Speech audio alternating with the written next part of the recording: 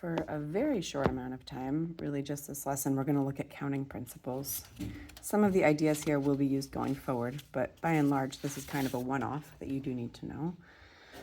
Something you've probably seen in the past are these ideas of the addition and multiplication principles. I imagine you've seen them in probability, tree diagrams, different ways of doing things. The addition principle is if you can do things a certain number of ways or a few other ways, you can add them together. So you'll see an example in a second, but the big idea is that or means you add them together. Whereas if you have different options and you want to do some of each, you have to multiply them. Okay, to put that into a little bit of context, imagine you have a pizza place that has 3 meat toppings and 4 vegetable toppings. How many different combinations can you make with 1 meat and 1 veggie? So that's an and idea, it's one of each. So we're going to use multiplication. So you have 3 different meats and 4 veggies. There are 12 different ways. And you could list them out. This is a relatively small amount. You often see this. For example, if you have 3 shirts and 2 pairs of pants, you have 6 different options because of 3 times 2. Whereas, how many different combinations can you make with either a meat or a cheese? This is so simple, it's almost arbitrary. That's or. So that's going to lead us to adding them together. 3 and 4, well, there are 7 different ways. It's really obvious. You don't even need any kind of expression for this.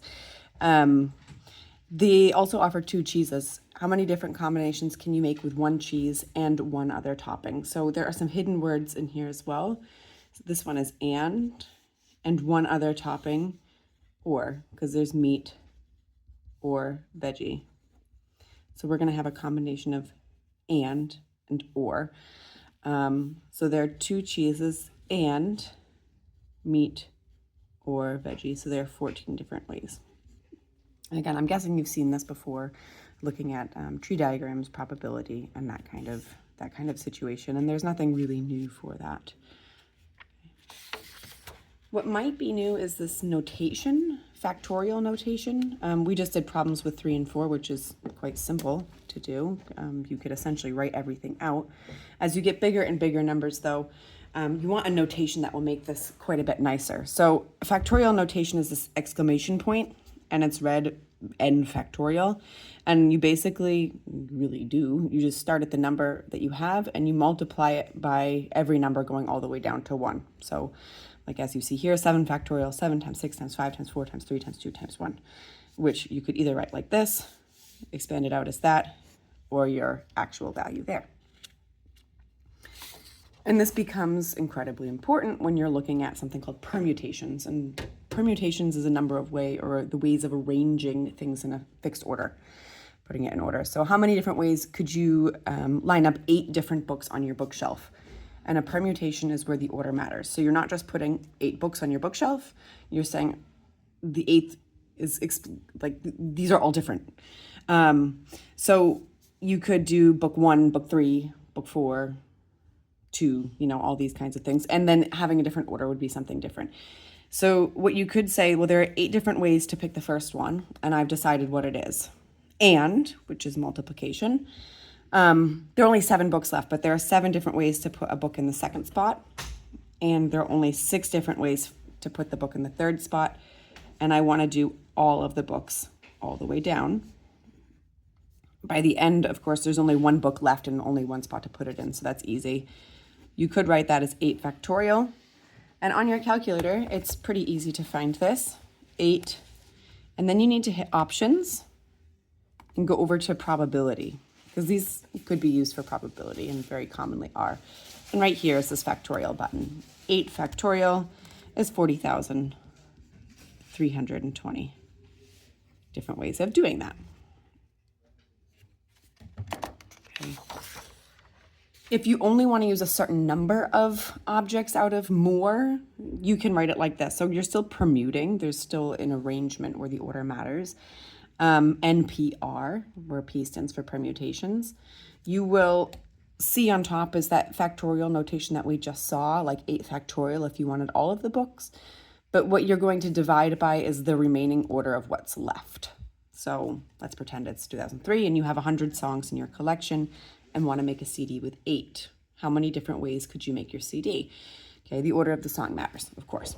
So the notation of this is you have 100 songs and you want to permute 8 of them. I'm going to come to the formula in a second, but I want to show logically why it makes a lot of sense. You have 100 songs, so there are 100 ways to pick the first song, 99 ways to pick the second song, 98 for the third, etc. Okay, I'm just going to keep writing. We have 8 different songs. 1, 2, 3, 4, 5, 6, 7, 8. So those are the different ways we could pick those 8 different songs.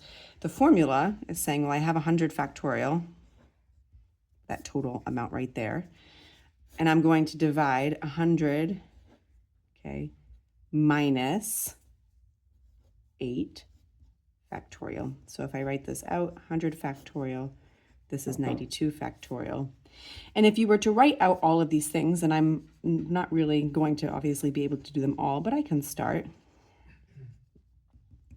using some ellipses here, 92, 91, okay, times, and then we have times 2, times 1. Pretend it goes all the way down. You do not need to write out the step. I'm just showing you why it is logically clear. 92 factorial is 92 times 91 times 90, etc., all the way down times 2 times 1. And remember that division and multiplication undo each other, so those get canceled, and what you have left is this. Okay. So that's why this makes a lot of logical sense for the permuting a certain number of objects out of a total amount. And then you could put that, instead of all of this, into your calculator, or all you have to do is you say you have 100 things and you want to permute 8 of them. And it's a huge number because, of course, if you were to multiply these relatively large numbers, you would get that. So all of this, where you really only need to write this right here, is this very large number. I'm going to leave it here. That's 4 significant digits. 10 to the 15th, the order of magnitude is what matters. Okay, that would be the more detailed amount.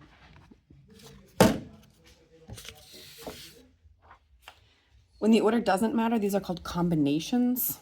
Okay, certainly a word you've heard of before. We did some here. It's slightly different than the one you saw before because it includes this r factorial. And what that's essentially saying is, like, you found the permutation, that would be for the permutation, and then you divide out the order of all of the things you've selected.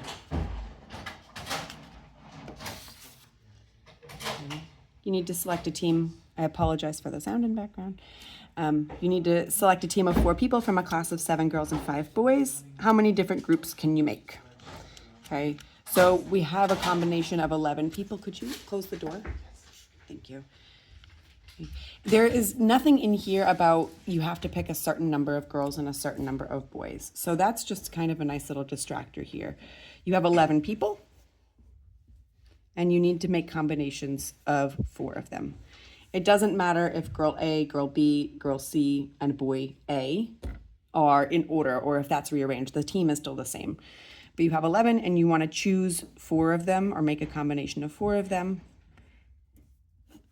And then the notation is you want to take out the order of those, and you have 11 minus 4 left.